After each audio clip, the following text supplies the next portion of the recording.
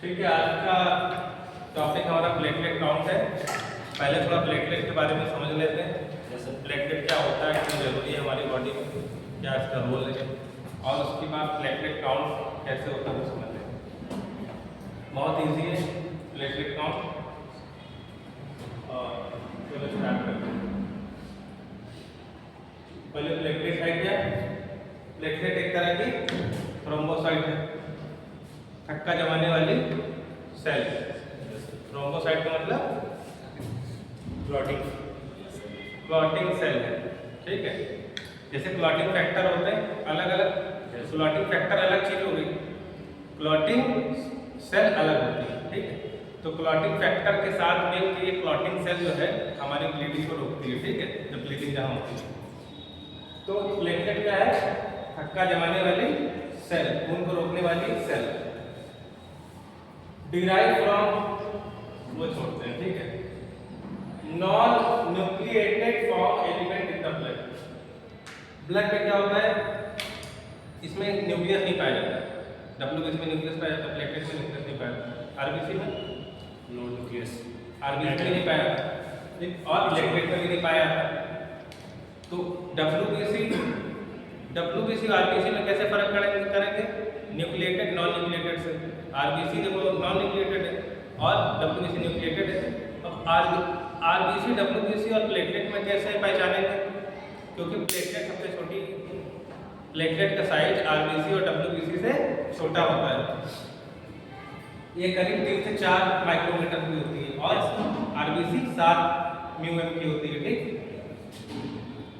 Sir इसका shape कैसा होता है प्लेटलेट का? प्लेटलेट का शेप प्लेट डिस्क के टाइप में होता है। जैसे प्लेट किसी का भी होता है सर? नहीं, आरबीसी का क्या होता है? बाई कनकेव होता है ना, इसका बाई कनकेव नहीं होता है, ये प्लेट शेप में होती है, प्लेट शेप में, बस स्मॉल साइज में स्मॉल होती है। ठीक सर। और ये जब इसमें देखोगे तो इस आरबीसी तो राउंड राउंड दिखती है, ये डॉट डॉट दिखेगी। हाँ, क्योंकि छोटी है, बहुत छोटी होती है तो डॉट डॉट फॉर्म में दिखेगी। इसको गिनने में क्या होता है? इसको गिनने में आरबीसी काउंट करती है, प्लेटलेट काउंट करते समय कुछ गलती मिस्टेक भी हो जाती है। प्लेटलेट काउंट करते समय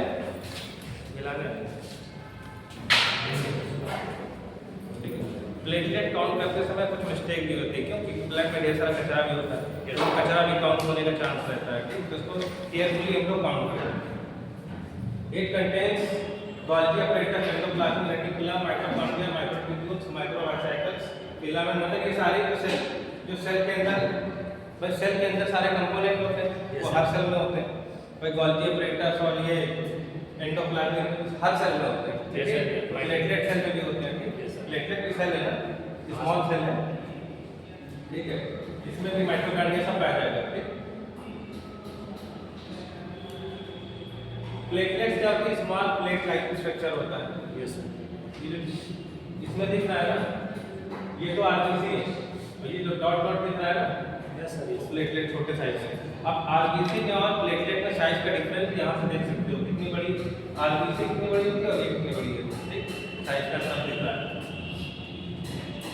थ्रोम्बोसाइट है, ठीक, स्मॉलेस्ट ब्लड सेल 2 से 4 माइक्रोमीटर की होती है। आधे आरबीसी के साइज के आधा। Yes sir. आधे या उससे भी कम। कलरलेस होती है, कोई कलर नहीं होता, जैसे आरबीसी में कलर होता है। ठीक है, प्लेटलेट में कोई कलर नहीं होता। प्रॉपर्टी ऑफ प्लेटलेट्स क्या है? Easy clumping. बहुत फास्ट कलर का मतलब बनना, इजी क्लम्पिंग। क्लम्पिंग मतलब जुड़ना। हाँ, क्लम्पिंग लॉक हो जाना, लॉक, ये बहुत जल्दी लॉक होती है। ठीक है, sticking to water, wet surface और रफ सरफेस, तो सभी जगह ये स्टिक हो जाती है, चिपक जाती है वाटर पे, गीली सरफेस में, रफ सरफेस सब जगह। लाइन कट गई है। फंक्शन क्या है? रोलिंग, हीमोस्टैसिस। स्टैसिस का मतलब रोकना। Yes sir. स्टेबल करना। ठीक है, हीमोस्टैसिस मतलब ब्लड को रोकना, ब्लीडिंग को रोकना, ब्लीडिंग को रोकना हीमोस्टैसिस। फिर समझ लेना, होमियोस्टैसिस और हीमोस्टैसिस अलग अलग चीजें। ठीक, होमियोस्टैसिस में सर बॉडी को मेंटेन करना, बॉडी को, और हेमियोस्टैसिस में ब्लड को मेंटेन करना। ब्लड, हीमोस्टैसिस ब्लड को ब्लीड होने से रोकना। ठीक, ब्लड को स्टेबल रखना। हाँ, दिक्कत है कि मेंटेन रखना। ठीक है, spontaneous arrest of bleeding, arrest of bleeding, bleeding को अरेस्ट कर लेना, ठीक है, फ्रॉम इंजर्ड ब्लड वेसल्स। ठीक, हम लोग को पता है कि हम लोग के शरीर में ढेर सारी मेटाबॉलिज्म एक्टिविटी होती रहती है, तो माइनर इंजरी भी होती रहती है हमारे शरीर में, हम लोग को पता नहीं चलता है, माइनर इंजरीज होती रहती है और माइनर ब्लीडिंग भी होती रहती है। तो कहीं भी छोटे मोटे कट्स अंदर वेसल्स में लगा करते हैं तो वो हम लोग को पता नहीं चलते, क्यों?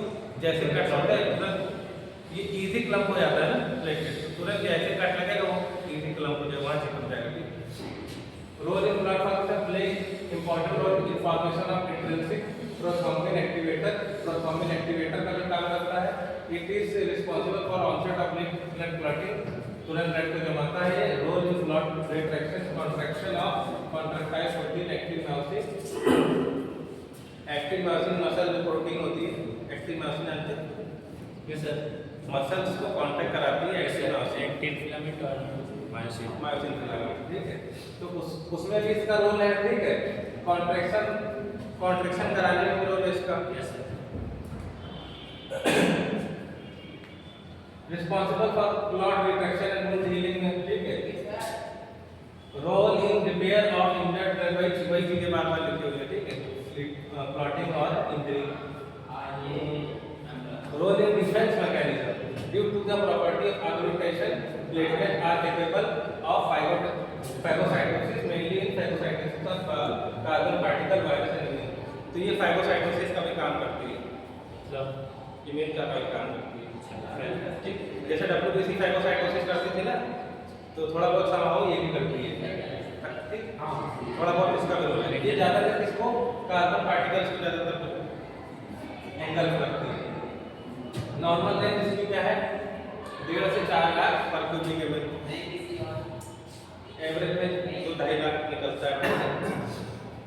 फिजियोलॉजिकल वेरिएशन में एज फैक्टर भी होता है। ठीक, और सेक्स भी है, मेल फीमेल अलग अलग, और डाइट पे भी डिपेंड करता है। ठीक, आपने देखा होगा सबका प्लेटलेट अलग होता है, अभी यहाँ जितने लोग बैठे सबका अलग ही लगा है, तो इसका मुख्य मतलब कोई बीमार थोड़ी ना, सभी लोग हेल्दी हैं।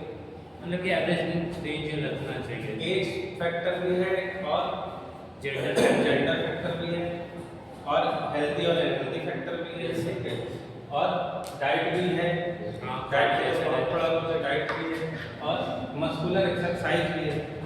जो एक्सरसाइज करेगा उसके में चीज़ें ज़्यादा हेल्दी रहेंगी। तो सर आपने सुना होगा एक्सरसाइज, बुखार, कोई कहता है कि मुझे बुखार आ रहा था सर और मैंने जो है एक्सरसाइज कर लिया, जिम कर लिया, मेरा बुखार ठीक हो गया। कभी सुना है कि नहीं? यस सर, आज सुना है है ना?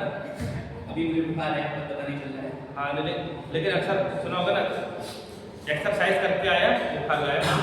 तो एक्सरसाइज करने से क्या होता है, इम्यूनिटी भी स्ट्रांग होती है, हमारे डिफरेंट जो है हार्मोन एंजाइम सब सेक्रेट होने लगते हैं ना, तो एकदम न्यूट्रल पोजीशन में पड़े रहते हैं। भाई जैसे खाने को देख के हमारे सलाइवा बनती है, एंजाइम सीक्रेट होते हैं। ठीक है, पेट में गुड़गुड़ होने लगता है। ठीक है, तो उसी तरह एक्सरसाइज करने से भी अंदर की एक्टिविटी, ब्लड का सर्कुलेशन तेज हो जाता है, हीलिंग भी होती है। एक्सरसाइज करने से हीलिंग भी होती है, एक्सरसाइज करोगे ब्लड का सर्कुलेशन तेज हो जाएगा, तो बॉडी के उन पार्ट में जहाँ ब्लड की ठीक से ब्लड पहुँच नहीं पा रहा है वहाँ ब्लड पहुँचने लगेगा जब एक्सरसाइज करने लगोगे। तो जो माइनर इंजरी कहीं भी हुई होगी शरीर में वो सब हील होने लगेगी, और छोटी मोटी जो है जब जहाँ ब्लड पहुँचेगा वहाँ कोई बीमारी बनने वाली होगी तो उसको खत्म कर देगी। ठीक, क्योंकि जहाँ ब्लड पहुँचेगा वहाँ न्यूट्रिशन भी पहुँचेगा। ब्लड में तो न्यूट्रिशन होते हैं भाई, ग्लूकोज चढ़ाते ब्लड में तो चढ़ाते हैं, तो न्यूट्रिशन वहाँ पहुँचेगा और वहाँ क्या पहुँचेगा, WBC पहुँच जाएगी, मतलब इम्यूनिटी पहुँच जाएगी, तो उस पोर्शन को शरीर को उससे को ठीक कर देगी। ठीक है, फॉर्मेशन प्लेटलेट्स का कैसे होता है, जैसे आपको पता है कि जितने भी प्लेटलेट्स है, मतलब ब्लड सेल जितनी भी है, क्या बोलेंगे, जितने भी ब्लड सेल कहाँ से फॉर्मेशन होता है उसका, बोन मैरो से। बोन मैरो में क्या रहती है, मदर सेल, जिसे स्टेम सेल बोलते हैं। स्टेम सेल से ही हमारा पूरा शरीर बना हुआ है। ठीक, एक स्टेम सेल पूरी बॉडी, जब पेट में बच्चा रहता है इतना ही बड़ा तो रहता है, स्टेम सेल ही तो होती है, स्टेम सेल से ही पूरी बॉडी सारे सब डिवाइड होता है क्या, कोई हड्डी बनाएगा, बोन बनाएगा, कोई स्किन बनाएगा, ठीक है, अलग अलग सबके डिवाइड कर दिया जाता है, ठीक है। बोन मैरो में रहता है, फिर स्टेम सेल, और उसके बाद तीन तरह के ये बनते हैं क्या, mega karyocyte, pro mega karyocyte और मेगा कैरियोसाइट। ये मैच्योरेशन इसकी पोजीशन है, ठीक, ये मैच्योर होने के बाद मेगा कैरियोसाइट बन जाती है, ठीक। मेगा कैरियोसाइट के बाद प्लेटलेट, ठीक। अभी समझ लीजिए बोन मैरो में है ये तो प्लेटलेट बच्चे फॉर्म में, ठीक। यहाँ पे बड़े फॉर्म में, एडल्ट फॉर्म में, देख रहे हो। जहाँ भी ब्लास्ट वर्ड यूज होगा, किसी भी सेल में ब्लास्ट वर्ड यूज होगा, तो मतलब बच्चा है, ठीक, मैच्योर का नहीं है, ठीक। यहाँ मेगा कैरियोब्लास्ट, ठीक। यहाँ पर जब कोई सेल्स मैच्योर हो जाती है तो लास्ट में ब्लास्ट की जगह हट के क्या लग जाता है, साइड लग जाता है, ठीक। मैच्योर सेल है इसकी वजह से। हाँ, ठीक। जो इनमेच्योर है तो वहाँ ब्लास्ट आ जाएगा। इसी तरह हड्डी की सेल्स रहती है, बोन की cell osteoblast, yes sir, osteoblast. उसके बाद जो मैच्योर रहती है क्या नाम रहता है उसका, ऑस्टियोसाइट, ठीक।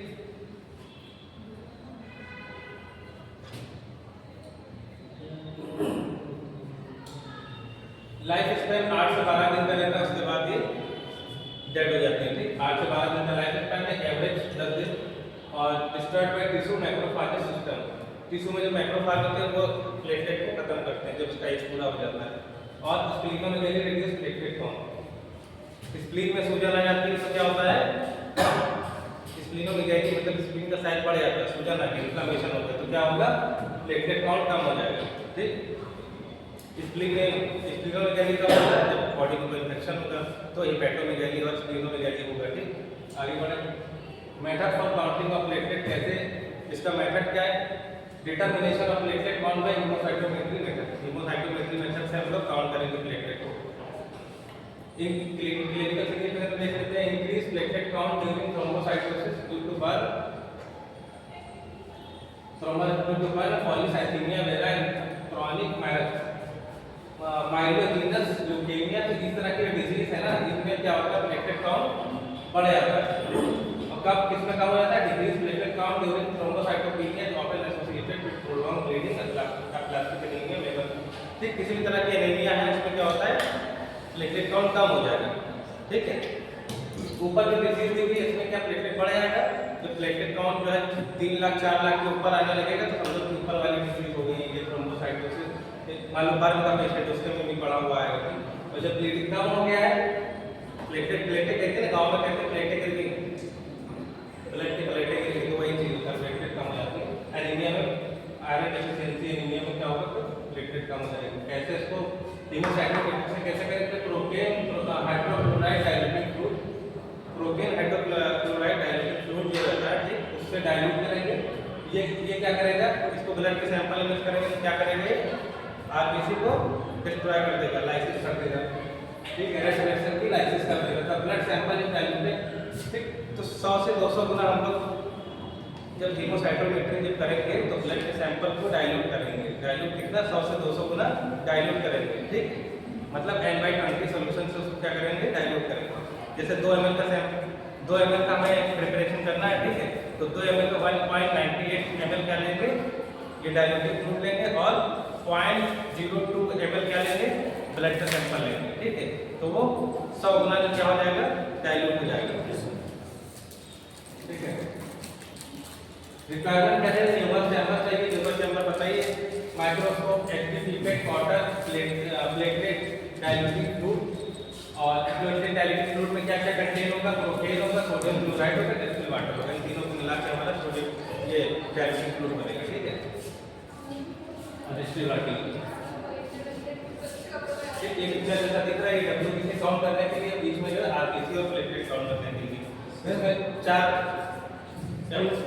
ये रेस ईकर फ्लूइड, इसके बारे में आगे रुको, इसको कंप्लीट कर लो, क्या पता बता रहे, सर ये डाइल्यूटिंग फ्लूइड बनाए गए, इसमें रेस ईकर फ्लूइड से बनाए गए, क्या लिखा है, distil water, sodium chloride, propane, HCl और सिंक, ये से propane, sodium chloride, distil water, ये डाइल्यूटिंग फ्लूइड है। कुछ और लिखे हुए हैं, हाँ सर, प्लेटलेट का, हाँ, चलो बात करें, कई तरह के डाइल्यूटिंग फ्लूइड आते हैं, डायल्यूटिंग फ्लूइड भी कई तरह के आते हैं, ठीक है। जैसे लैब में वो क्या कहते हैं, एगार कई तरह के आते हैं, कल्चर मीडिया अलग अलग तरह के। सर वो अलग बैक्टीरिया के लिए अलग रहता है, एक ही बैक्टीरिया के लिए अलग नहीं, बहुत सी जगह यूज होता है। एक ही क्या कल्चर के लिए जितने माइक्रोस्कोप होंगे उतने एगार थोड़ी ना हो जाएंगे। बहुत सा ग्रुप ऑफ बैक्टीरिया जो ब्लड एगार में होता है, ठीक है। चलो आगे देखते हैं, काउंटिंग समझ लेते हैं, ठीक है। बीच वाले में करेंगे, बाकी सब में 4 खाने, तो इसमें कितने रहते हैं? 5 कितने खाने? 25 हमारे पास चैम्बर होंगे छोटे छोटे। टोटल एरिया इसका कितना होगा? 1 mm स्क्वायर, 1 mm स्क्वायर हो गया, 0.1 mm डेप्थ हो गई, ठीक। इन दोनों को मल्टीप्लाई करेंगे, ठीक है। तो identify the right patient, collect the all requirement, do the labelling in the label test tube. 1.9 ml क्या लेंगे? डायल्यूटिंग फ्लूइड लेंगे और 0.02 ml का ब्लड का सैंपल मिक्स करेंगे। हमारे पास कंसंट्रेशन कितना है? 2 ml का हो जाएगा, ठीक है। और उसके बाद क्या है, HP पिपेट में इसको मिक्स कर लेंगे। मिक्स करने के बाद mix well and keep it for 5 minute के लिए रख देंगे, ठीक। Fill the counting chamber, place the filled Nevar chamber under a petri dish with a moist filter paper. Let it stay undisturbed for 15 minutes. This permit the platelet. फिर उसको sample को जो है नेवर चैम्बर में place कर देंगे, ठीक। और उसके बाद उसे 15 मिनट के लिए फिर छोड़ देंगे, ठीक। इससे एक्स्ट्रा चीजें उड़ जाए, ठीक। वाटर कंटेन वगैरह, ठीक। Place the counting chamber carefully on the stage on the microscope. First switch to power. पहले लो पावर पे देखेंगे, उसके बाद हाई पावर पे ऑब्जेक्टिव देखेंगे। Now count blooded R25 small square. अब क्या करेंगे? स्लाइड हमने माइक्रोस्कोप के नीचे लगा ली। कितने 25 खाने हैं हमारे पास, बीच वाले सेंटर वाले। हर खाने में कितने प्लेटलेट उसको काउंट करेंगे, ठीक। मान लो करीब 150 आ गए, 150 या 200 ऐसे करके आ जाते हैं नॉर्मली, ठीक है। तो P1 से लेके P25 तक है ना, ये हाँ सर, ठीक। बॉक्स को नाम 1 2 3 यहाँ तक 25 आएगा, ठीक। P1 से P25 तक सारे प्लेटलेट काउंट कर लेंगे। Put all the values in the standard formula, do calculation, record the result, put the all the requirement as to place, ठीक। अब ये फार्मूला का प्लेटलेट काउंट करके नंबर ऑफ प्लेटलेट पर किलोग्राम कितना आएगा? नंबर ऑफ सेल्स काउंटेड, कितने number count करें सेल के? मान लो 150 काउंट करें, ठीक। 150 ये मल्टीप्लाई डायल्यूशन n/20 था ना। हाँ सर, n/20 तो ये 20 हो गया, ठीक है। 20 हो गया। और अब इस वाले फार्मूले में क्या किया? 200 गुना डाइल्यूट किया। मैं तो 100 गुना निकाल कर रहा। इसमें क्या हुआ है? 200 गुना डाइल्यूट किया एक सैंपल को। दरअसल ये पिक्चर मैंने कहीं और से लिया, इसकी पिक्चर में वो एरर था, तो पिक्चर मैंने हटा दी, ये दूसरी स्लाइड की पिक्चर लगाई, ठीक है। इसमें जो मैं वो पढ़ा रहा था वो 100 गुना मतलब डाइल्यूट करने का, ये फार्मूला 200 गुना, तो इसको चाहे 1 मान लो, ठीक है, ठीक है। तो 100 गुना डाइल्यूट किया गया है, 100 मान लो, ठीक है। नंबर ऑफ सेल काउंटेड मान लो 150, 150 काउंट की सारे के मिला के गुणे 200 हो गया हमारा, 200 गुना डाइल्यूट मिला सैंपल। फिर नीचे ये डेप्थ लिखिए, 1 क्या है? 1 mm स्क्वायर सर एरिया हो, एरिया है, ठीक है। लंबाई चौड़ाई थी। और ये क्या है? डेप्थ, 0.1 डेप्थ है, यानी वॉल्यूम है। अब लास्ट में हमारे क्या बचेगा? n गुणे 2000 का आ गया, ये 0.9 पे 0 बढ़ जाएगा। Yes sir. अब इसको 2000 को जितने नंबर ऑफ सेल जो काउंट करे थे ना, उससे मल्टीप्लाई कर देंगे। जैसे तो जैसे 150 थे, नहीं मतलब 200 थे, मान लो 200 से काउंट करें, 200 को 2 से गुणा करें, कितना आ जाएगा? 2 लाख। मान लो 200 4 लाख, 4 लाख आ रहा, ठीक है, 4 लाख, ठीक है, 4 लाख आ गया, 200 ठीक है, 4 लाख आ गया ना, तो अब नेक्स्ट काउंट हो जाएगा, ठीक। इसमें क्या हमने मल्टीप्लाई किया? नंबर ऑफ काउंटेड से तीन चीजें काउंट करिए, 3 चीजें काउंट करिए। क्या करें? नंबर ऑफ सेल्स, जितने नंबर गिन लिए, डाइल्यूशन और एरिया। नीचे पूरा क्या लिखा है? एरिया। किसका एरिया? वो 25 खाने वाले, तो उसका एरिया बटे कर दिया, ठीक है। और ऊपर क्या है? गिने हुए नंबर सेल्स मल्टीप्लाई डाइल्यूशन, ठीक। ये निकल आएगा, है ना। Precaution, platelet count should be carried out within 2 hours of blood collection. तो 2 घंटे के अंदर सैंपल कर देना है. डिले कॉज क्लम्सिंग एंड डिले करने से क्या होगा, प्लेटलेट आपस में चिपकने लगेंगे. अच्छा वाला जो किसी सर आ गया अभी पढ़ लो जाके ये लेक्चर नीचे जाओ आज का सर आ गया जल्दी पढ़ लो जल्दी. अरे जाओ